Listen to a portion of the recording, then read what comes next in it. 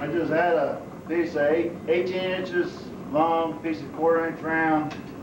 I had it nicked in the middle and I bent it over. You can hot cut them or you can cut them with salt beforehand so you get the true thing. I'm going to forge weld this in.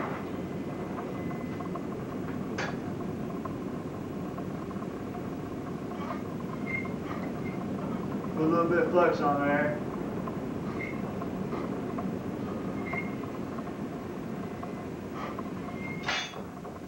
This is the new flux I'm trying. It's I usually use 20 mil borax or easy weld on complicated welds, but this flux here is called Feast Flux Weld. He's a fellow blacksmith in New York City sells it. This is the first time I tried it. It's not supposed to bleach out like a lot of your easy weld does.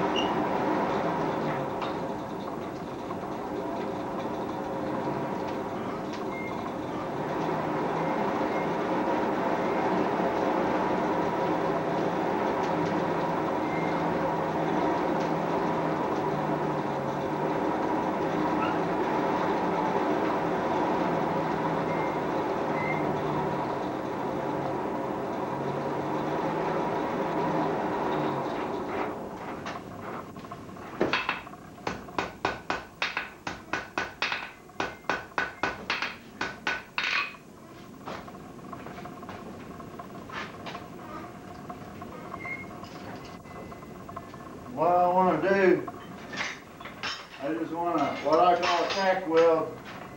I don't want to weld it real solid. What I'm going to do, I'm going to make 2 sets of these, and I'm going to twist them individually. And I'm going to put the 2 sets together that's already twisted. I'm going to weld them together, and I'm going to untwist them the opposite way I twisted them the first time.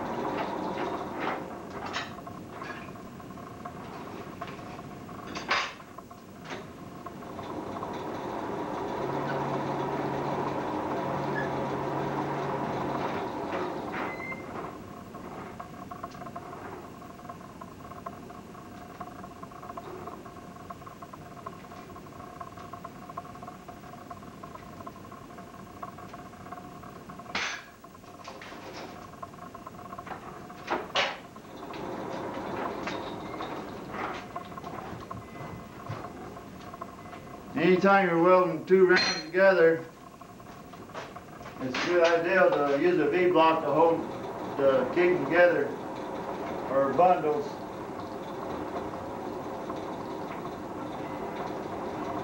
I'll try it without the V-block first.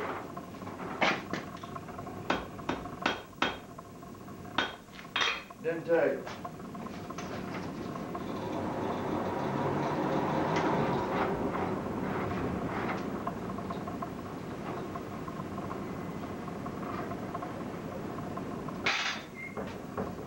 It's cold outside, and I haven't done anything to my handle today, so I've got a heat sink here.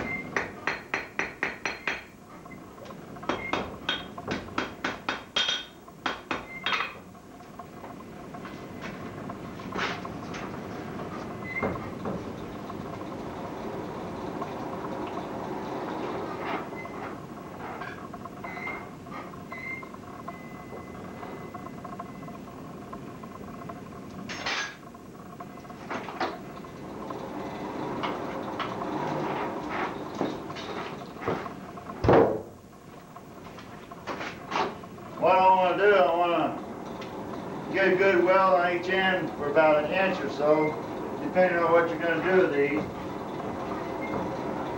And I'm going to make them square so I can put them in the vise and hold them. Makes it easier.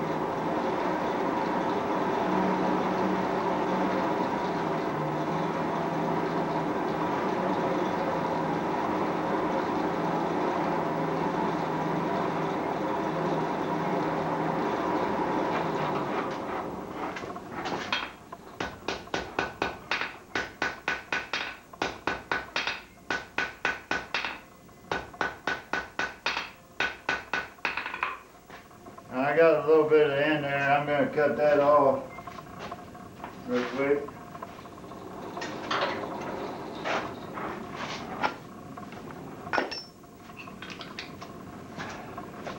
Cut it off square so it looks a little bit better.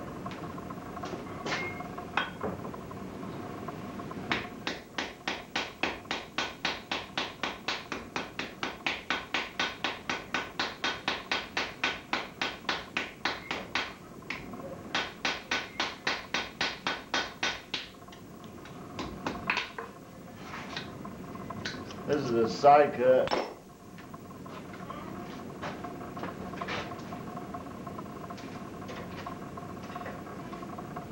Since I got the heat on that end now, I'm going to go ahead and twist on that end there. That's it. These here will hold it. I think it will. I'll put that in there a little bit deeper.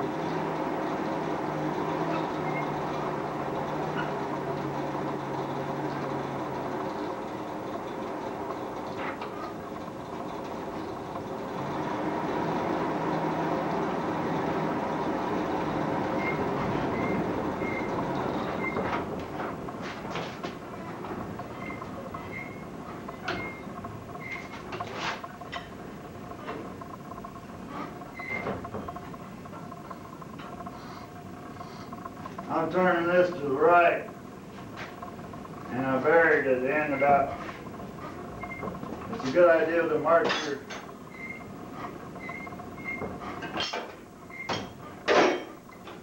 your vise so you stick both ends in the same distance. You have that match where your twist starts.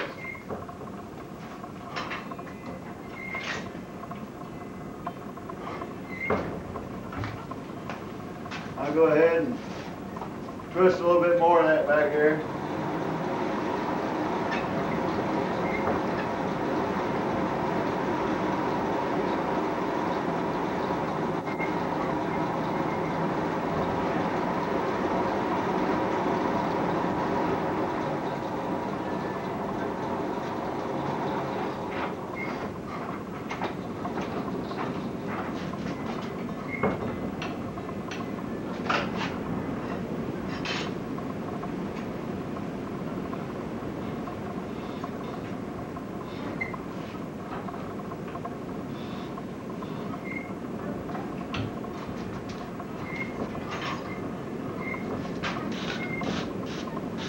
Knock the scale off so you see your twist. See it's pretty well even.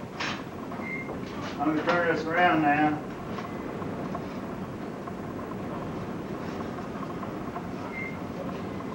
I'm going to weld a little bit more of that, but the other end. It all depends on what you're going to do with these here. This is an ornate twist, but I make these and make handles out of them sometimes.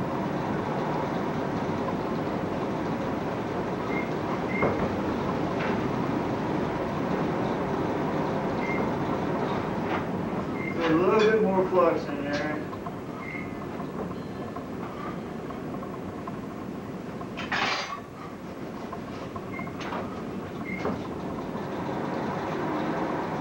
I usually burn blacksmith coal, but I had a chance last year. I had a chance to get some free industrial coke, and so I got a bunch of it. It's going to last me a year or two, and then I'll go back to the blacksmith coal.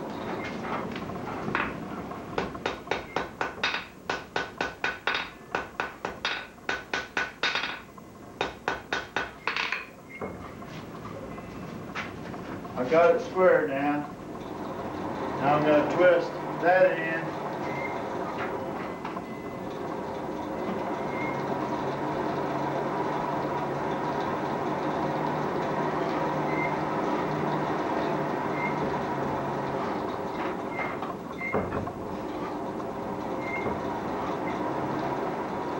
I usually don't like twisting with tongs. I like using a wrench, but these hold it pretty good, and they're pretty sturdy tongs. So.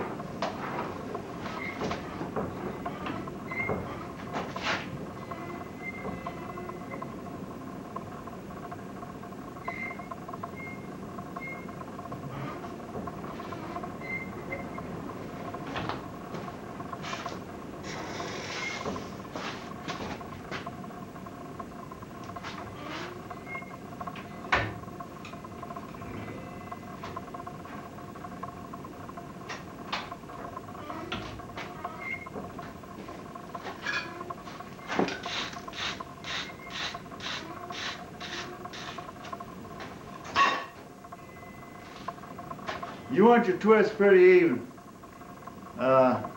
This don't look bad. I'm going to go ahead and call it. You can spend as much time you want to and count your turns and everything. But as you'll see later, it really don't make much difference on this. I'm just trying to show you the technique used. You see this? Now the next one I'll do the same way.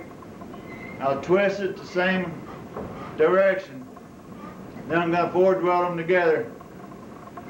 And then I'm untwisting them the opposite way.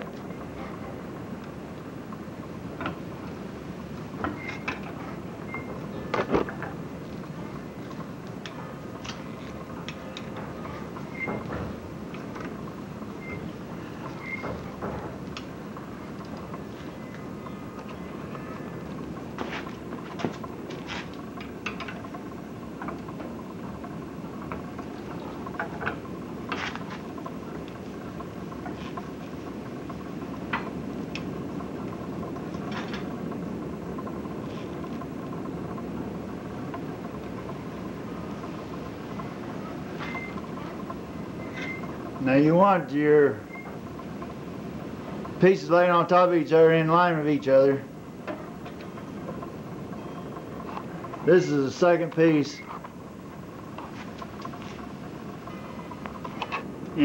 Instead of wiring these together like you do a lot of times, I got a variety of boat tongs, and I try to get a pair.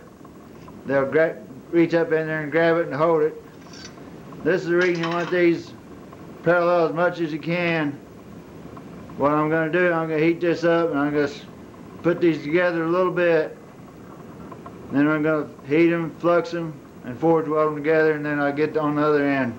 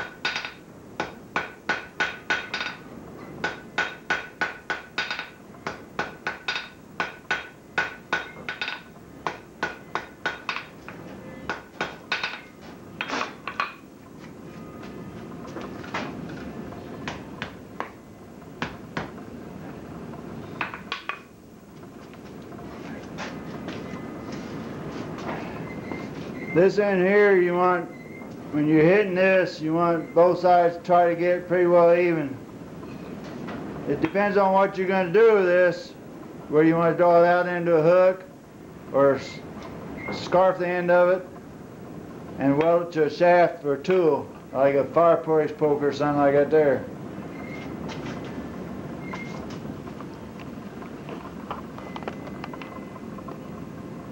It's ready to heat, flux, and weld on the other end.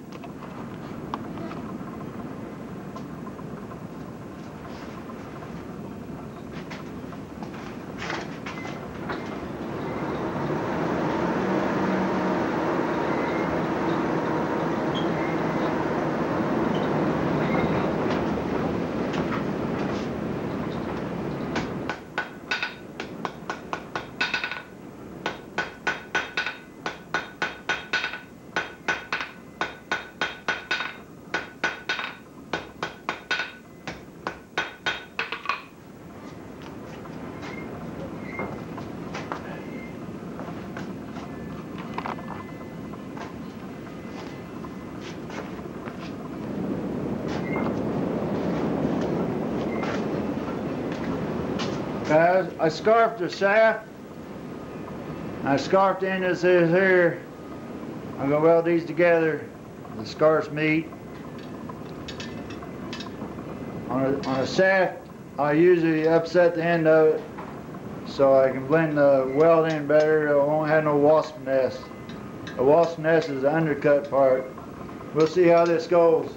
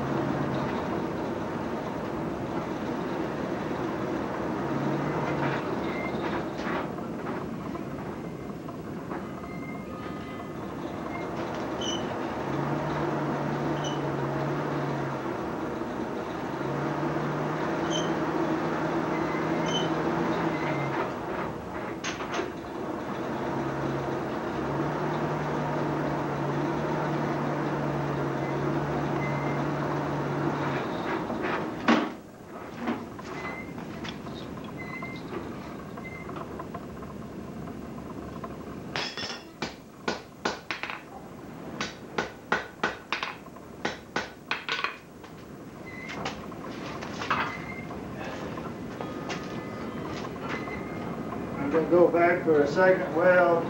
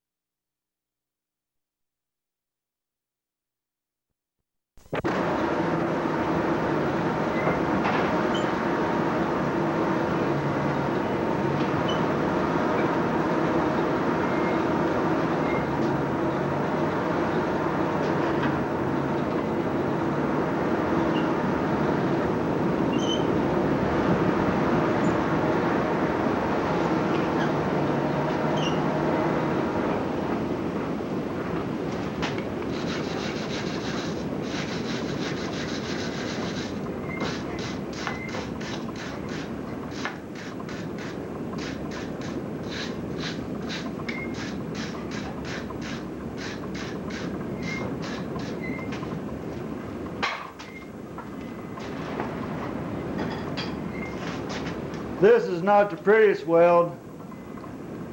The end here, I didn't quite get it blended in.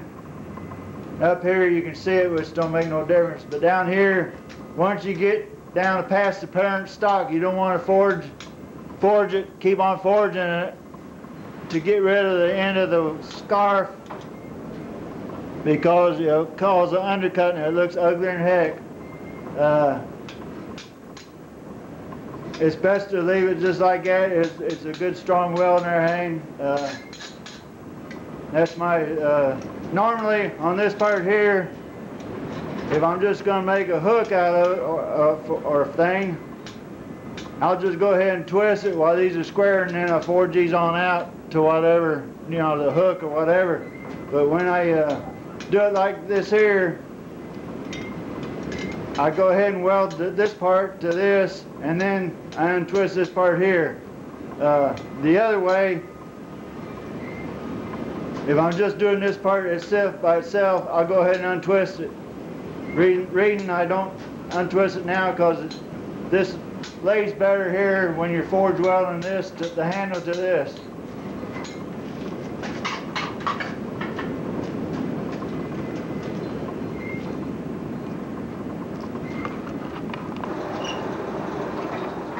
You want a good even heat.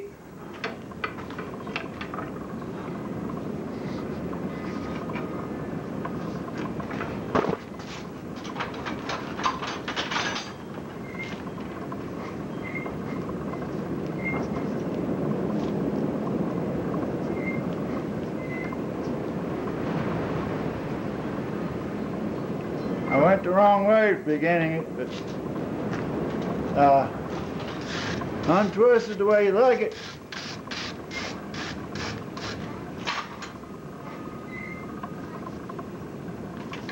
You want an even heat if you want an even twist.